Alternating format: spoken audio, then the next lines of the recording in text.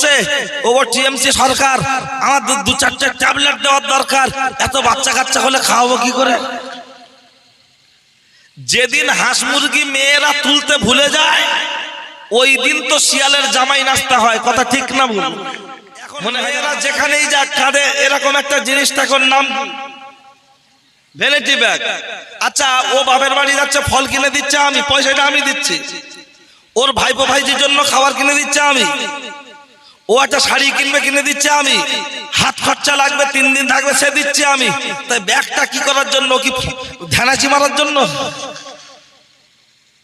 সব আবার শুধু ব্যাগ নয়, ব্যাগ এরম আবার মাঝে মাঝে এরম খুলে দেখছি ব্যাগ, তার মানে আয়না আছে, আয়না, ওই আয়না খুলে দেখছে ও লিপস্টিক ঠিক আছে কি।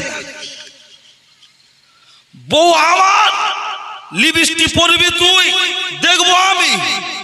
আজ শনিবার বাড়ি আছি বলছে, দেখো ঝড়পানি হচ্ছে বাইরে যাবো না, চাটা করে একটু চুল টুল বাঁধো, বাড়ি আছে একটু বসে খাই, গল্প টল্প করি। বলছে ওলা উঠোর বুড়ো বয়সে গোয়া উঠে, চার যখন খোলা নেই।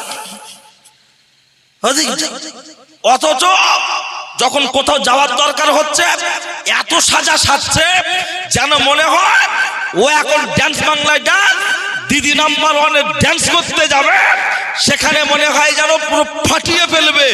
অথচ দেখানোর দরকার স্বামীকে, খুশি করার দরকার স্বামীকে, সেখানে নেই। খুশি করছে দেওরকে, শাড়ি কিনে দিচ্ছি আমি, পড়ছে ও, আর ছবি তুলছে, তুলে ফেসবুকে এরম করে দিচ্ছে, দে বলছে আমার কেমন লাগছে বলো। পাড়ার লোক যদি ভালো বলে খারাপ বলে তাতে ওর বাপের। আর এই মুরব্বীদের স্ত্রী অর্থাৎ আমাদের মা ভেন্টি ব্যাগ, ও যদি বলা হয় না বলছে ওর থেকে তো ছেলের দেখ কোলে কোলে যায়, ঘোমটা এরকম চেপে দিচ্ছে।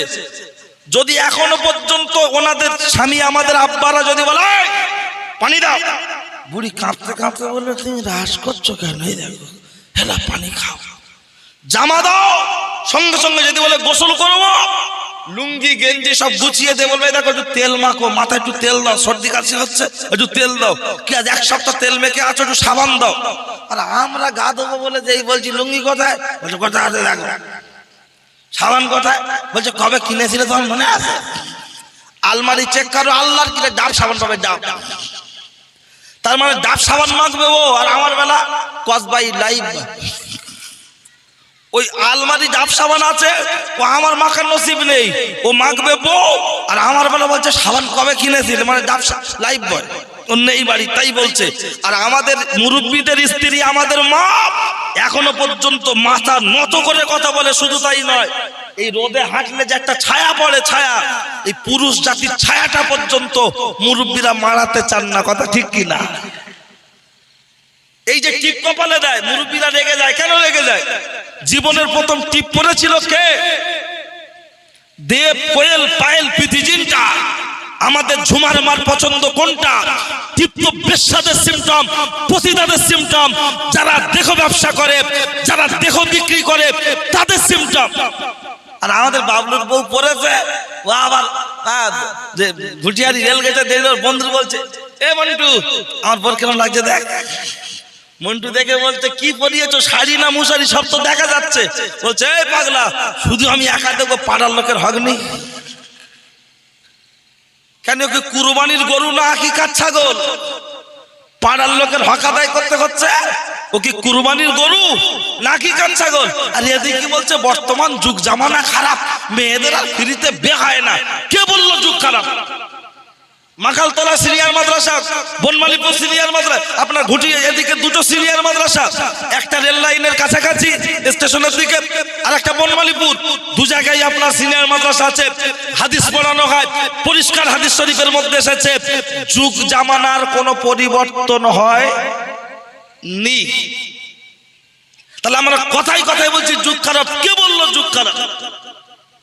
রাসূলুল্লাহ বলেছেন তোমরা যুগকে গালি দিও না, কারণ যুগটা কার যুগ? আমার নবীর যুগ। আমরা যদি বউদের বাপ তুলে কথা বলি, তোর বাপের স্বভাব এরা, সংসার পুরো ঘেঁটে দেবে না? হ্যাঁ, ওলা উঠো, আমার বাপ তুলে কথা, বংশ তুলে কথা, হ্যাঁ, ভাত দেওয়ার গতন নি, চুবো দেওয়ার ঠোঁট, মারা করে বেটা বেরো, তো সংসার করব না।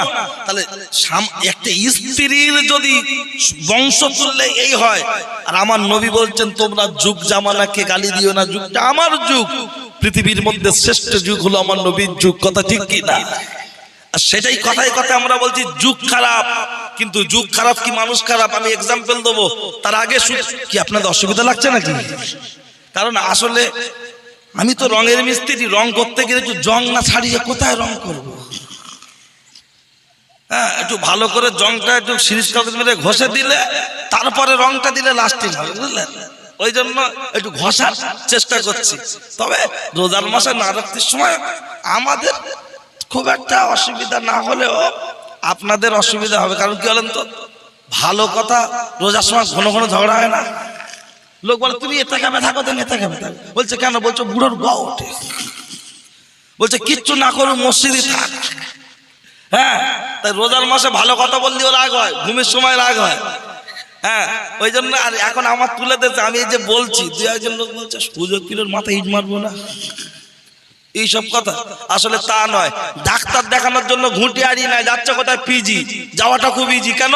বলছে ভালো ডাক্তার আছে। আর ভালো ডাক্তারের কাছে গেলে সে যদি ভালো করে চেপে চেপে না দেখে, বাড়ি এলে কি বলবে? মানসিক যাত্রা 700 টাকা ফিলেছে, খোদার কি রে, পুরো ছোট লোক, ওইটু গায়ে হাত দেয়নি। ও ডাক্তার 700 টাকা ফি, গায়ে হাত দেয়নি, তাই রাগ হচ্ছে। আর আমি তো চিত্তরঞ্জন সার্জেনের ডাক্তারের ছেলে, অর্থাৎ আমজাদ, মরহুম মাওলানা আমজাদ হোসেন সাহেব, ফুরফুরা শরীফ মসজিদের ইমাম। তার মানে চিত্তরঞ্জনের বড় সার্জেন ডাক্তার, আর তার ছেলে আমি কম্পাউন্ডার। ডাক্তার যখন নেই, আমি তো বড় ডাক্তার। আমাকে যখন ডাক্তার হিসাবে এনেছেন, আমি একটু ভালো করে চেপে চেপে দেখার দরকার আছে না নাই? ডাক্তার চেপে না দেখলে রাগ হয়, আর হুজুররা চেপে দেখলে রাগ হয়। বলে এসব এসব মৌলী সাহেবরা বলবে না তো কোন বড়াই বলবে? এমপি বলবে, এমএলএ বলবে, মেম্বার বলবে, প্রধান বলবে না, ওদের ভয় আছে ভোট কেটে যাওয়ার। কিন্তু আমাদের 6500 টাকা মাইনে, হ্যাঁ, ইমাম ভাতা দিচ্ছে, আর গ্রাম থেকে 4-5 হাজার টাকা দেয়, কোন রকম ভাবে তাতে চলে যায়। মাইনে আর কি বন্ধ হবে? লকডাউনে মসজিদ একদিন বন্ধ হয়েছে, যে হুজুর লকডাউন, সব দোকান বন্ধ, তুমি বন্ধ রাখো। যদি আজানে যদি দেরি হয়, বলছে দেরি কেন? বলছে বাবা 1000 টাকা আর কি হবে? বলছে না পারো ছেড়ে দাও। বলছে কে? যে বলছে ভালো করে খবর না, বগলে চুল কাটেন 1 বছর। আল্লাহ শুধু যখন খালি গায়ে হাঁটে হলে হাতটা উঁচু কর, দেখবে পুরো বট গাছে শিকড় মাল ঝুলছে। অথচ সে কথা বলছে কার বিরুদ্ধে? ইমামের বিরুদ্ধে। কথা বলছে কার বিরুদ্ধে? আমার বড় আব্বা মুয়াজ্জিন, সামান্য টাকা বেতন, বেতনটা বড় কথা নয়, মুয়াজ্জিনি একটা মনের নেশা, শখ, তাই মুয়াজ্জিনি করে। কথা ঠিক কি না? তার বিরুদ্ধে কথা বলছে। আর 18,000 টাকা মাইনে স্কুলের মাস্টার, প্রাইমারি স্কুলের মাস্টার, সপ্তাহে 3 দিন আসা, শুধু বলে আমার অফিসে কাজ আছে। ওর কাছে কৈফিয়ত করে না, কোথাকার কমিটির লোক, ম্যানেজিং হপ্তাগ্রামের লোক। আইসিডিএস এর মাল কি হবে, মিড ডে মিল ডিমটা কি হবে, তার হিসাবটা পাই তো পাই বুঝে নেয়। কিন্তু বাচ্চাদের পড়াশোনা হয় না, তা বোঝে না। অথচ মসজিদের ইমাম সাহেবের মুয়াজ্জিনের হিসাব করায় গন্ডায়। এরকম ছুঁচো মার্কা মুসলমান আছে না নাই? আমি আসছি পরে, আইসিডিএস এ ডিম চুরি করে খাওয়া পরে আমি দিচ্ছি, ঠিক আছে? বলবেন হুজুর ডিম চুরি কথা তোমার বাপের কি? আমার বাপের কিছু না, হাদিসে যা আছে সেটাই বলবে। হাদিসে আছে, হাদিসে সব আছে, আমরা বলতে পারি না। কেন জানেন? বললি টাকা কম দেয়। আল্লাহর কি, কত জায়গায় টাকা দেয়, বাড়ি চলে যায়। এই যে এলাকায় মার্ডার হয়ে গেলে রক্ত এক জায়গায় করে, মাটি, রক্ত মাটি, কুকুর এনে শোকায়, শোকায় না? এর উৎসটা কোথা থেকে জানেন? শুকিয়ে কি করবে? বলে বাবা ও কি হয় আমরা কি জানি। তার মানে প্রমাণ করতে চায়। এর সূত্রপাতটা কোথা থেকে জানা আছে? এর সূত্রপাত হযরত নবী ইউসুফ আলাইহিস সালামের গায়ের জামা থেকে। শুনতে পাচ্ছেন? আজকে ঘটনা বলার টাইম নেই, শুধু একটু ধরিয়ে দিচ্ছি। বলবেন তাই? কোন জামা? সেই ওনার ভাইয়েরা সবাই মিলে ফেলে দিয়েছিল কোথায়? কুয়ায়। গায়ের জামাটা খুলে নিল, বকরি জবাই করলো। এই লাবে এই ওদিক সজ্জা, চল যাও, ওদিক সরে যা। এ পরে মোস্তান হবে নাকি? সজ্জা, ওদিক সজ্জা, বসো। বাচ্চা কাচ্চা একটু মেজাজ না দিলে না ভয় করবে না। শুক্রবার মসজিদে ডিস্টার্ব করবে, তাড়িয়ে দেওয়া যাবে না, চুপ করে মেরে বসে রাখতে হবে। ডাইশির বাইরে চলে গেলে ওর ইট তৈরি হবে। ডাইশির ভিতরে থাক, দেখা হয় হোক। কি বলছে বুঝতে পারছেন? তাড়িয়ে দেয়, দুটো একটা বুড়ো বলে আয় আর আসবে যেন মহিলাম বড় আব্বা, জায়গাটা ওর আব্বারা লিখেছিল তাই না, তাড়িয়ে দেওয়া যাবে না। বাচ্চাদের দোষ নেই, দোষ হলো বীজ দান। দোষ কিসের? বীজের ডিস্টার্ব। যদি বলেন সে আবার কি, বসেন দেখছি যদি সম্ভব হয়। রোজার মাস তো 1.5 ঘন্টার বেশি কোথাও বলি না, দাওয়াত তো নিতেই চাই না রোজার মাসে, ঠিক আছে? খুব রিয়াল একটা আধটা জানি, তা ওই 1 ঘন্টা 1 ঘন্টা 20 মিনিট, খুব বেশি বেশি 1.5 ঘন্টা।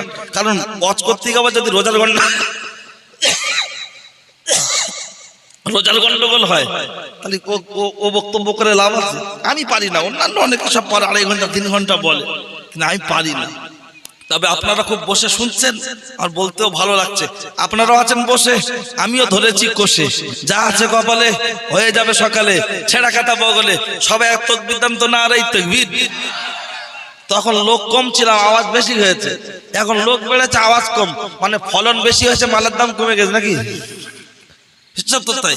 এতগুলো মানুষ সবাই মিলে আল্লাহর নাম নেব, খুব জোরে নেওয়ার দরকার নেই, বিজয় মিছিলে যেভাবে ওইভাবে দাও, ওর থেকে জোরে দেওয়ার দরকার নেই, সবাই মিলে বলবো নারায়ে তাকবীর। আর একটু জোরে হবে নারায়ে তাকবীর। সিলসিলা হক ফুরফুরা শরীফ, সিলসিলা ফুরফুরা শরীফ, উত্তর মাকালতলার বাৎসরিক ইসালে সওয়াব, নারায়ে তাকবীর। চলেন, কি বলছিলাম ভুলে যাইনি। ইউসুফ নবীর জামা গাধাকে খুলে নিল, নিয়ে রক্ত মাখিয়ে নিল, নিয়ে কিছুদিন পরে আব্বার কাছে এসে বলছে আব্বা বাঘে খেয়ে ফেলেছে। কাকে? ইউসুফকে। আব্বা বললেন না বিশ্বাস করি না, বলছে আমি জানি